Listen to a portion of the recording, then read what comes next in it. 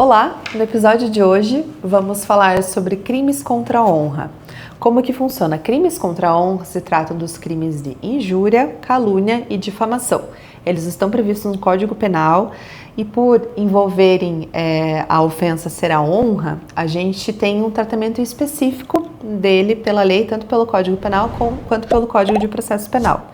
Nesses tipos de crime, embora seja permitido fazer boletim de ocorrência e tudo mais, ele anda mediante a representação da parte por advogado e para ser dado andamento aos crimes contra a honra, eles dependem de uma atuação direta da vítima, ou seja, quem vai ser a pessoa que vai promover a acusação ali perante o processo judicial é a própria vítima. Então a vítima vai procurar um advogado, vai passar a procuração com poderes especiais para entrar com esse tipo de ação, é uma procuração específica, e vai ser dada a entrada na chamada queixa-crime. Então o advogado prepara uma petição chamada queixa-crime, colocando lá de uma forma bem específica quando que ocorreram os fatos, aonde que eles foram praticados, por qual meio, se foram de forma presencial, se foram pela internet, por telefone, se alguma pessoa presenciou aquela situação, se foi contra uma criança, um adolescente, uma pessoa maior de 60 anos de idade, contra uma mulher numa situação de violência doméstica, vai deixar bem delimitado ali como se deram esses fatos, tá? Vai colocar ali a parte jurídica, né, os pedidos e quando for dada a entrada, o juiz primeiro vai verificar, né, se estão preenchidos todos os documentos básicos ali para dar entrada nesse pedido, vai determinar que o Ministério Público apresente um parecer, né, se manifeste se a favor ou contra e depois disso volta para o juiz se manifestar se ele vai receber esse pedido inicial e marcar uma audiência de conciliação, tá? Esse é o procedimento padrão. Existem uma exceção nos casos de violência doméstica que eu vou falar na sequência. Mas, enfim, nos procedimentos padrão é marcada essa audiência de conciliação. A outra parte que está sendo ali, né, acusada de ter praticado um desses crimes, ela é citada dessa audiência e da existência desse processo. Primeiro é tentada uma conciliação, se estiverem presentes os requisitos autorizados pela lei, para a gente fazer uma conciliação, chegar ali numa solução consensual, tá? E isso incluindo se a pessoa for primária e tudo mais, tem vários requisitos ali que a lei determina que sejam observados para possibilitar um acordo e uma forma de reparação de danos ou, enfim, alguma solução amigável sem que seja analisado propriamente o mérito. Então, se for realizada essa audiência de conciliação nesse processo de queixa-crime, o processo se encerra por ali. Tá bem? Agora não teve um acordo, esse processo vai seguir. O que acontece? Na sequência, é oportunizado prazo para a defesa, né, do querelado, de quem está sendo acusado da prática do crime, se manifestar, apresentar a sua defesa e na sequência é marcada uma audiência de instrução e julgamento, que é uma audiência para produção de provas. Aí cada uma das partes leva as suas testemunhas, o Ministério Público participa como fiscal da lei, isso está previsto na lei, e na sequência, depois de encerrada a produção de provas, podem ter outras provas, como expedição de ofício para alguma empresa, para ter captura de vídeo, né, se foi em algum lugar específico, algum outro tipo de prova que seja pertinente naquele caso para demonstrar aqueles fatos. E, na sequência, o juiz prolata a sentença, dizendo se a pessoa vai ser condenada ou não, qual pena vai ser aplicada. As partes são intimadas e, se assim interessar e couber, elas podem recorrer dessa decisão para o Tribunal de Justiça Estadual. O Tribunal de Justiça Estadual ele vai revisar essa decisão, né, sobre os fundamentos que estão sendo trazidos ali no recurso, para ver se ela vai ser mantida ou se ela vai ser reformada. Cabem, excepcionalmente, recursos para os tribunais superiores, mas a questão dos fatos em si, se houve a prática ou não, a reanálise fática, ela é limitada ao Tribunal de Justiça Estadual, certo? Enfim, passado todo o prazo para recurso transitar em julgado, aí o advogado vai pegar e vai levar, no caso de sentença penal condenatória, né, vai levar essa sentença a ser executada, seja quanto ao cumprimento da pena, seja no caso de ter alguma pena de multa, seja no caso de também ter alguma condenação em indenização, que é cabível pedir ali já na inicial da queixa-crime, aí todas as peculiaridades daquele caso em específico. Quanto à questão da competência, é muito interessante a gente ter em mente que se eu estiver numa situação de crimes contra a honra que não tratem de uma situação de violência de gênero, né, de uma violência doméstica, esse processo de queixa-crime ele vai tramitar perante o juizado especial criminal, certo? Agora, se eu estiver tratando de uma situação em que algum desses crimes contra a honra aconteceu em um âmbito de violência de gênero, de violência doméstica, certo? Aí a gente vai aplicar a Lei Maria da Penha, que ela tem um artigo específico tratando da competência, que processos que envolvem violência doméstica, nessas situações dos crimes contra a honra, em que a gente tenha dados específicos ali, né, de quanto que vai ser a pena e tudo mais, eles tramitam perante o Juizado Especial de Violência Doméstica, que a gente chama de uma justiça especializada, e nas cidades em que não houver esse Juizado Especial de Violência Doméstica, essa justiça especializada, eles vão para o juízo comum, ou seja, eles não tramitam no Juizado Especial comum. Então, assim, se eu tiver uma cidade que não tem esse Juizado Especial de Violência Doméstica, o juiz comum, o juiz togado, concursado, vai ser quem vai dar todo o andamento no processo. E também nos casos de violência doméstica em que eu estiver tratando de crimes contra a honra, não cabe a audiência de conciliação no começo do processo que eu citei ali para vocês, tá? Porque a vítima não pode, nessas situações, fazer essa conciliação. Ela vai direto para o processo, anda direto para, na sequência, ter audiência de instrução e julgamento, se for o caso, assim entender o juiz. Uma outra questão bem interessante da gente tratar na situação dos crimes contra a honra, seja injúria, calúnia, difamação, é de que os tribunais entendem que é possível a vítima de um crime contra a honra ser, com algumas delimitações específicas, uma pessoa jurídica. Ou seja, se eu imputar, né, qualquer um dos crimes, injuriar, caluniar, difamar uma pessoa jurídica, ela tem o direito de entrar com uma queixa-crime contra a pessoa que praticou em tese esse delito e ter uma responsabilização ali por conta de ofensa à sua honra chamada objetiva, que ela também tem uma reputação a zelar, embora se trate de uma pessoa jurídica. Bom, agora em específico, entrando nos crimes, né, contra a honra. Quando a gente está falando de calúnia, a calúnia está prevista no artigo 138 do Código Penal e ela se trata de caluniar alguém, imputando-lhe falsamente fato definido como crime. Então, no caso de calúnia, é a imputação de um crime. Eu não estou ofendendo só a honra, a dignidade dessa pessoa. Eu estou falando que ela cometeu um crime. Aí a gente tem duas considerações. Primeiro, se eu estou imputando falsamente a alguém que ela praticou um crime, eu estou praticando o crime de calúnia. E a depender da situação, se eu souber que essa situação não é verdadeira e a pessoa vai responder por isso, eu fui lá e fiz um boletim de ocorrência imputando falsamente a alguém a prática de um crime que eu sei que não é verdade. Além da discussão sobre o crime contra a honra, que vai ser tratado na queixa-crime, também cabe a discussão sobre a prática do crime de denunciação caluniosa, que é justamente isso: comunicar à autoridade policial judiciária falsamente a prática de um crime a alguém que eu sei que não praticou aquele crime. Tá? Esse crime de denunciação caluniosa, ele não é exatamente um crime contra a honra, então ele vai ser tratado diretamente pelo Ministério Público. Quem vai ser o acusador ali é o Ministério Público por intermédio de uma denúncia. Bom, a pena do crime de calúnia, ela é de 6 meses a 2 anos, mais a aplicação da pena de multa, lembrando que as mesmas pessoas, se por exemplo, não fui eu que caluniei, mas eu propaguei ou eu divulguei essa informação, ou seja, eu repassei essa informação por qualquer meio, seja contando para uma pessoa, seja numa rede social, por uma mensagem, qualquer meio, a pessoa que propaga e divulga a calúnia, ela também vai responder pela prática do crime, ok? E lembrando que também é punível o caso de você caluniar uma pessoa que já está morta, tá? Você também responde por este crime. Bom, agora tratando do crime de difamação. O que prevê o Código Penal? No artigo 139, o Código Penal fala que difamar alguém imputando-lhe fato ofensivo à sua reputação. A pena é de detenção de 3 meses a 1 ano e multa. Então, quando eu estou falando de difamação, eu não tenho exatamente uma discussão sobre a prática de um crime, mas apenas a ofensa à reputação de uma pessoa. E eu não preciso comprovar que a pessoa teve algum prejuízo, né, que ela teve alguma consequência negativa da prática desse crime. Apenas comprovar que este crime aconteceu, que houve de fato a imputação a alguma pessoa de fato ofensivo à sua reputação. Bom, agora falando de injúria.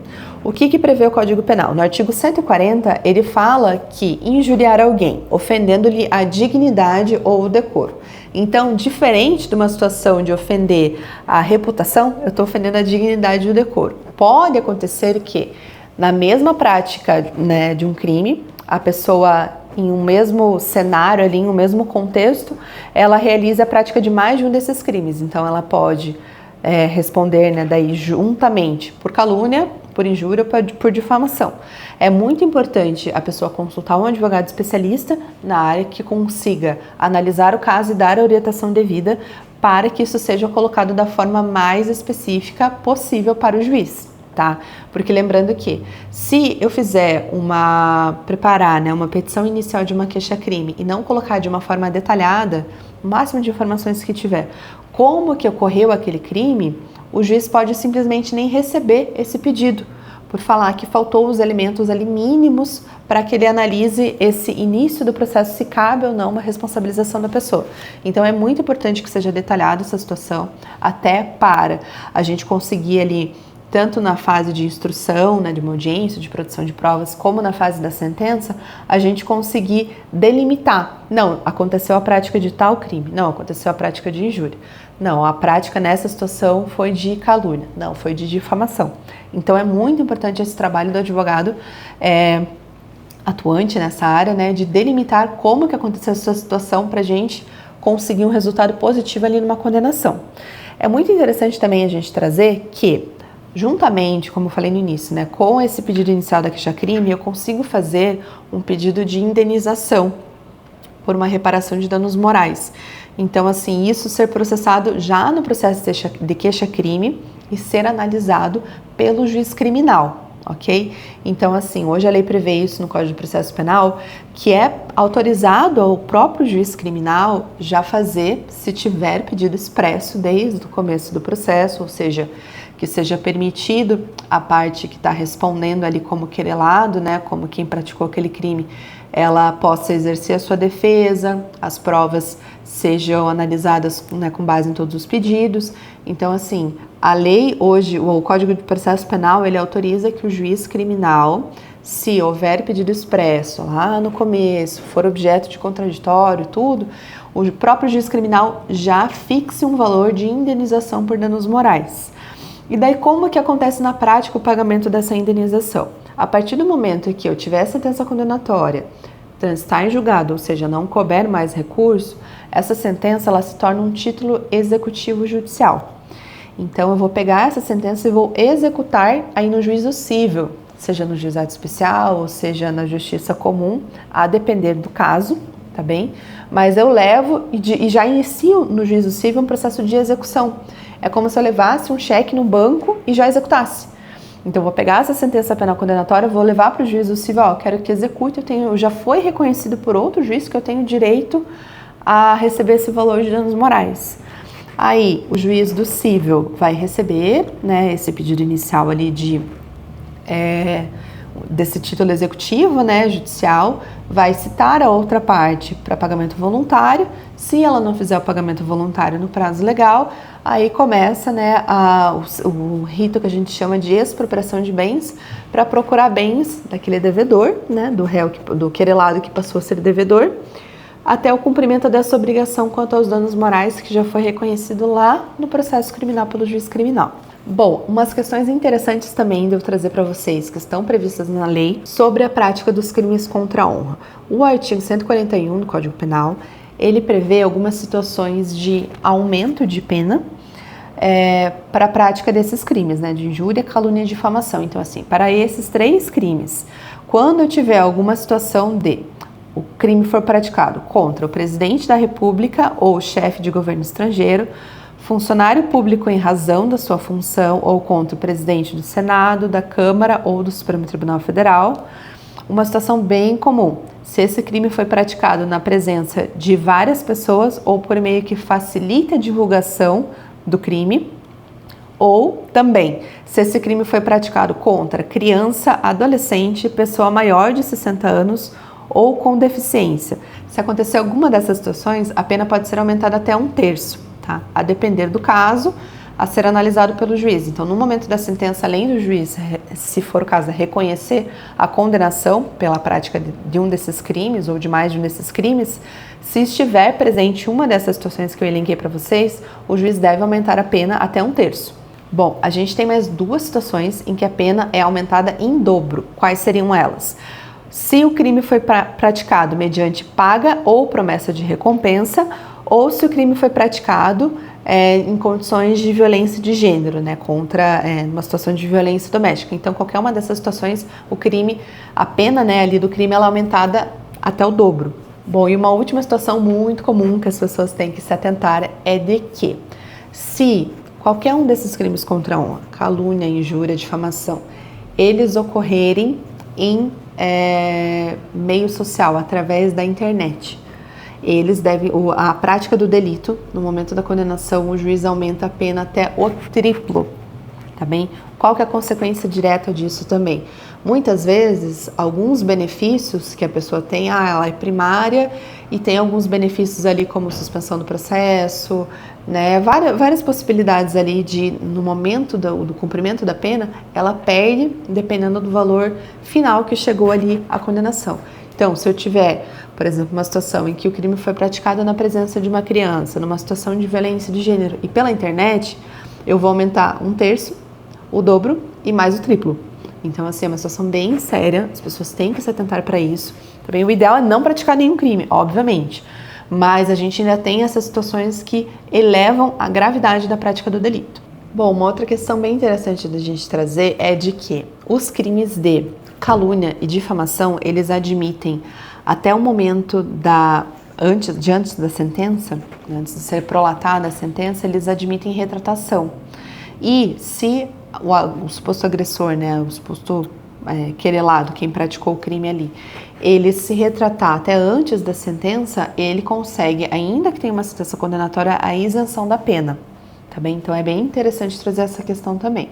Além disso, pessoal, outra colocação que é bem legal da gente colocar é de que pode acontecer, a depender do contexto, da pessoa praticar um crime que é tratado, que a gente chama por uma ação penal pública incondicionada, ou seja, independe da vontade da vítima, o andamento desse processo, e quem vai responder ali, atuar como autor, né, do processo penal ali para responsabilização da pessoa é o Ministério Público.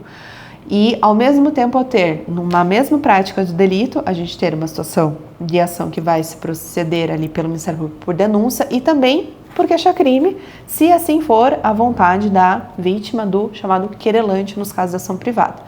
Por exemplo, eu tenho uma situação em que a pessoa foi agredida e, ao mesmo tempo, ela sofreu ofensas, xingamentos, né, calúnia, difamação e injúria. A pessoa vai responder. E também teve, por exemplo, na mesma situação, sei lá, foi quebrado o carro dessa pessoa, foi jogado uma pedra na janela da casa dessa pessoa, quebrou a janela, gerou um dano. Então, numa situação dessa, eu vou ter, a depender do caso, a prática de lesão corporal, se tiver uma lesão aparente, né? Ou vias de fato, se não tiver, por exemplo, puxão de cabelo, né? Alguma situação que não deixou uma lesão aparente, ou até deixou, mas a vítima não compareceu ali para fazer um exame no IML, não tirou foto, né, dessa agressão ali que ela sofreu, aí vai responder por via de fato. Mas, enfim, dessa lesão propriamente, né, dessa ofensa à integridade física, a pessoa vai responder por lesão corporal via de fato. Pelos xingamentos, vai responder por crime contra a honra em outro processo, numa queixa-crime, seja injúria, calúnia, difamação ou mais de uma situação dessa. Às vezes até em mais de um dia a gente consegue colocar no mesmo processo. E vai responder, a depender, em outro processo ou junto com o Ministério Público ali, pelo crime de dano ao patrimônio. Né? Se for patrimônio público, é um outro tipo de dano também, né? Uma penalidade um pouco maior. E também nessas situações eu posso pedir também no processo criminal, diretamente ao juiz criminal, tanto a reparação do dano, ou seja, danos materiais, quanto posso pedir na queixa-crime, ou se for a depender também no processo de denúncia, né, ali pelo Ministério Público, danos morais. Lembrando que os danos materiais e os danos morais, aí depois que a gente tiver a sentença penal condenatória, transitada em julgado, a gente leva para o juízo civil para executar esses valores. Bom, pessoal, o episódio de hoje é este, sobre crimes contra a honra. Eu espero que vocês tenham gostado. Deixem aqui os comentários, se tiverem dúvidas. Também fiquem à vontade de me procurar se vocês precisarem de alguma orientação. E é isso, encontro vocês no próximo episódio.